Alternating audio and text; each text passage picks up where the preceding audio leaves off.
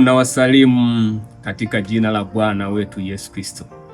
Bwana wetu Yesu Kristo apewe sifa. Leo ni siku nyingine, natamani tujifunze kwa habari ya namba kiroho.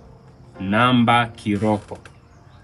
Nataka tujue namba zinawakilisha nini kiroho, kwa sababu mara nyingi tunaziona namba kwenye magari, namba zimewekwa kwenye nyumba na sehemu mbalimbali, wakitumia namba kama uwakilishi wa kitu fulani au uwakilishi wa mmiliki fulani. Lakini mimi nataka tujifunze namba kiroho zinawakilisha nini, kwa sababu utakuta mtumishi wa Mungu anasema tutafunga siku 21, lakini watu hawajui amemaanisha nini kwenye hizo siku 21. Nataka nikwambie ya kwamba namba kiroho ni za muhimu sana kujua kuliko kitu chochote kile. Ukijua uwakilishi wa namba kiroho, zitakusaidia kufanya mambo makubwa ambayo kwa sasa wenda ulikuwa kuyatambua. Lakini nataka sasa tuanze kutambua.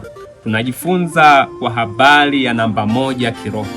Namba 1 tunajua kuwa ni namba inayomwakilisha Mungu, ya kuwa yeye ndiye wa kwanza na yeye ni wa pekee na yeye hakuna mwingine tena ila ni yeye peke yake.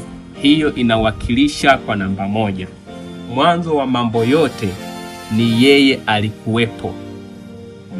Mwanzo wa mambo yote. Lakini mimi napenda sana tusome Kumbukumbu la Torati mstari ule mlango wa 6 ule mstari wa 4. Kumbukumbu la Torati ule mlango wa 6 na mstari wake unaanza ni ule wa 4. Unasema hivi: Sikiza Israeli, Bwana Mungu wetu, Bwana ndiye mmoja. Nawe mpende Bwana Mungu wako kwa moyo wako na kwa roho yako yote na kwa nguvu zako zote. Bwana wetu Yesu Kristo apewe sifa. Hapa lilikuwa linaambiwa taifa la Israeli ya kuwa limpende Bwana Mungu kwa moyo wote na kwa roho yote na kwa nguvu zote.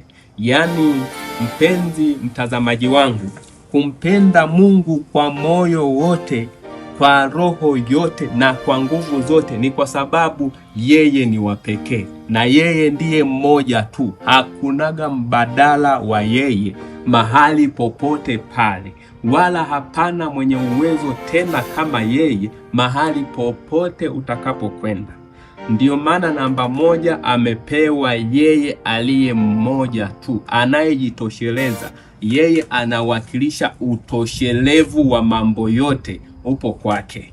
Kwa hiyo tunampenda Mungu kwa sababu ni wa pekee. Ndiyo maana anatupa sisi kujiamini, kumkubali na tunamwabudu kwa sababu tunajua yeye ni mmoja tu na yeye ni wa pekee, hakuna mwingine tena ila yeye peke yake.